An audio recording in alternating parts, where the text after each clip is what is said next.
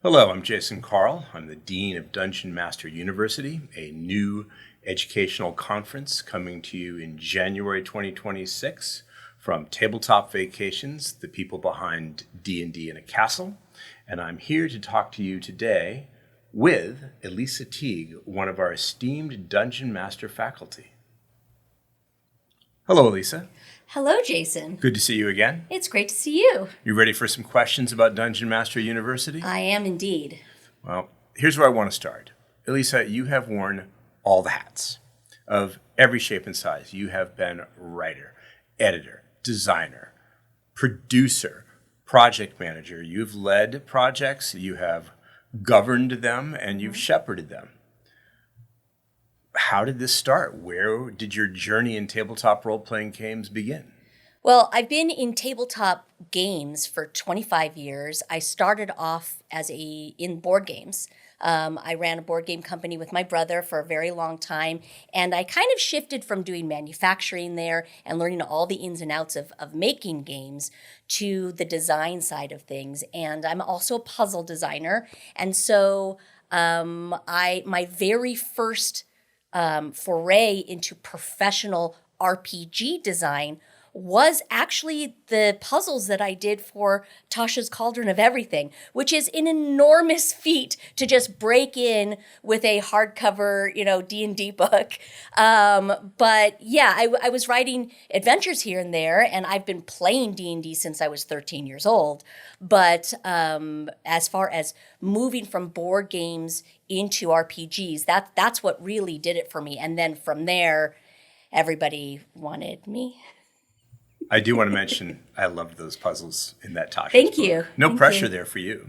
Honestly, no, I've been writing puzzles for ARGs and escape rooms and even puzzles hidden in board games and card games I've designed for so long in different activations that it was so natural. It was something I actually pitched to them because I really think that puzzles are really important in gameplay, but people don't quite get them right.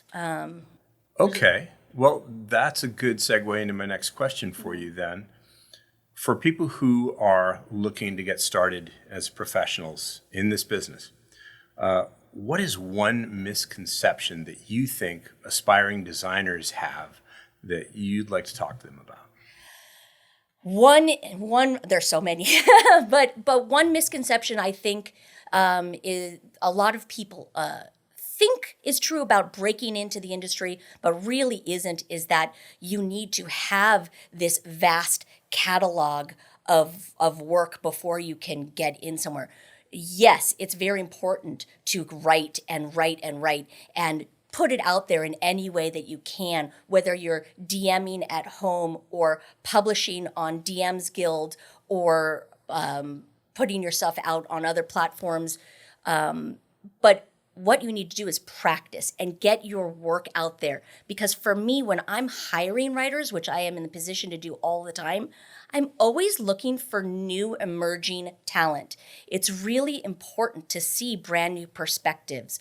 We've seen the perspectives of all of the greats, and they already have their opportunities. But as we want to diversify and have inclusivity in the staff, the creative team that puts together an RPG, I'm really looking for new voices. So I will go onto DM's Guild. I have downloaded thousands of PDFs and I read them and I look for people that are good. So I think a misconception is that you have to have, these connections and while they're important, that's true, you don't really need to go out and make all these connections and have grow your portfolio as much as just getting your stuff out there in the first place.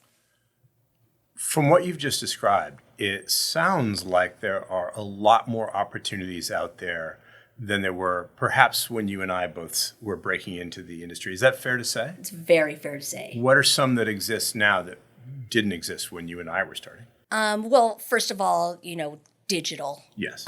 Digital makes everything accessible. People don't have to find your work only in printed publications, that in order to get into one of those, you do need to be picked up by a publisher. And then that publisher needs to produce enough copies of the book in general, and then those need to get into the game store near another person that can pick them up. Back when I first started, a run of 1,000 books was really good. A run of 3,000 was considered a huge success, and especially for smaller publishers. Now you don't even need that much. You can really just get a great seller online, and people will know it. Especially with Kickstarter and all of the other things that are available to people, you can really get your stuff out there and seen in front of people. You mentioned indie publishers. I'd like to touch on that a little bit. Is the process of going pro, of breaking in, the same, whether you are targeting independent publishers or larger companies, or is it different? I think breaking in is basically the same. Okay. But once you've broken in, working with different publishers, every publisher has their own process and their own framework of how their internal team is put together. So there are a lot more hoops to jump through when you are working with a larger publisher, of course, especially if you're dealing with, subjects that are IPs, like major IPs. For me, I've written for Wizards for Dungeons and Dragons, which is a major IP. I've also written for companies that have other IPs, like G.I. Joe and My Little Pony and things like that, which are also Hasbro properties. But all of those are subject to restrictions. With indie publishers, you're not usually getting those restrictions, so it's a little easier to let your creativity flow without having to know that all of that is not only going to be checked by your editor and the internal team at the publisher, but also an outside creative, for marketing from whatever IP that is. So there are differences once you're in. Your course at Dungeon Master University is all about building a career in this space. And you've just touched on something that I think may be a little invisible to many people who are interested in becoming professionals, and that is the relationship between the creative and the business parts of the industry. What do you hope your students walk away with? What kind of understanding do you want them to have at the end of your course? I really want the students that take my track at Dungeon Master University to come away with a fundamental understanding of how to put together whatever piece of TTRPG writing, whether it's adventure or lore content, world building, etc.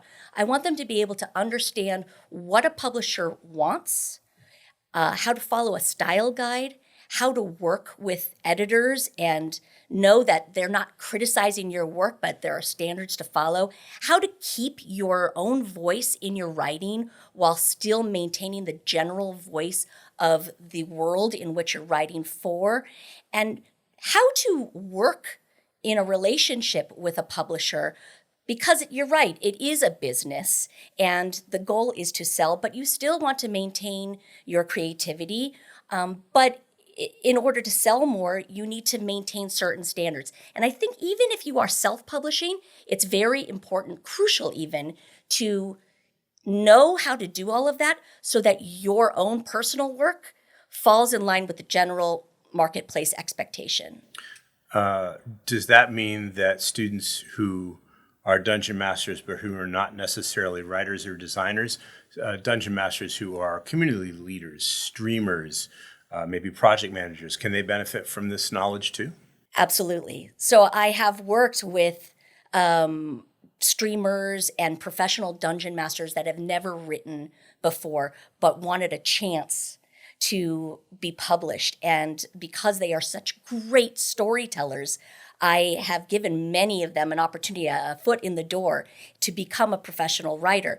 And what I've seen in their first initial drafts is almost like a script of what they would be saying in their own game. It's really easy when you're being a dungeon master for a game to take down the notes of what you want to do and say, oh, if the players do this, I'm going to say this, and have something that you're going to say or do, or when you want the big moment to happen.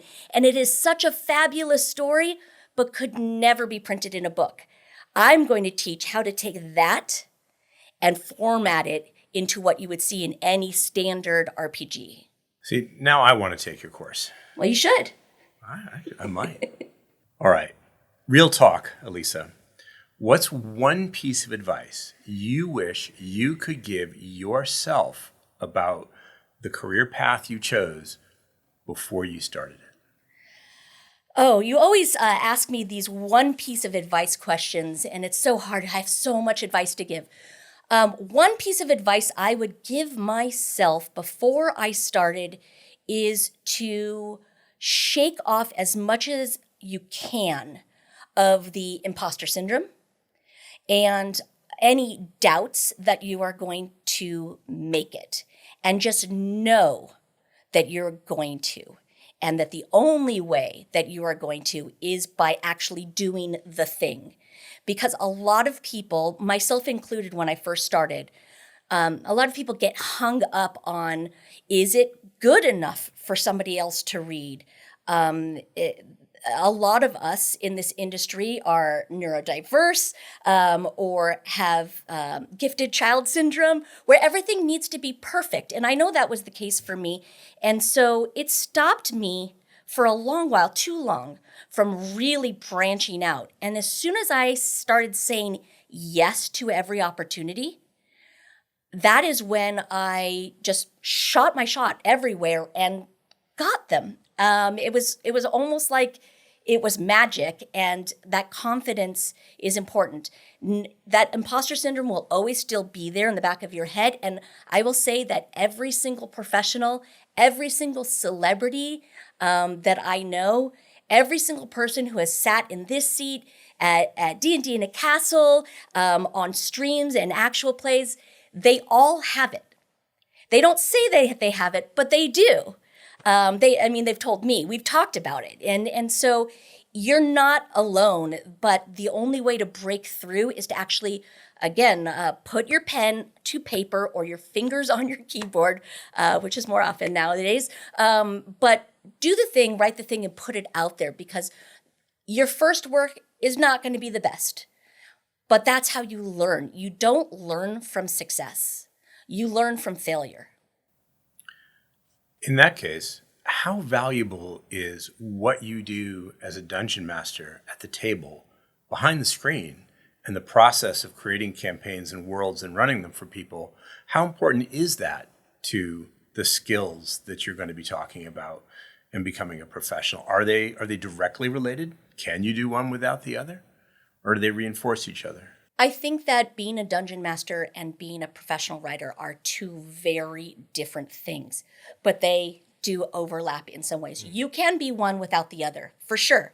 Some people have specific talents in one or the other, but the way where they overlap is pretty large, because you have the creativity as a dungeon master. You have the ability to put together those stories and feel those moments and know when the conflict is going to arise, where your resolution is going to be.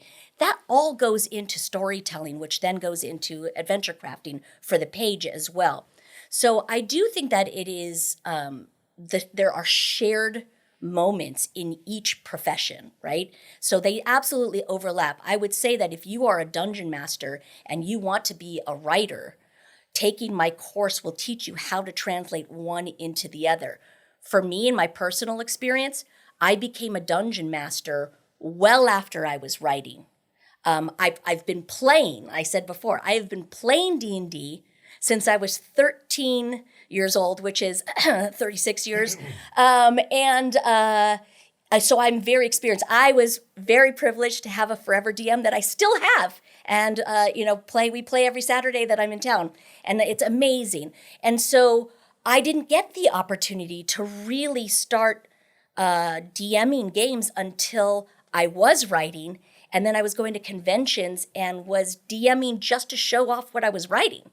And I took all of that knowledge from playing and my ability to craft stories and then put it back into DMing. So it kind of goes back and forth.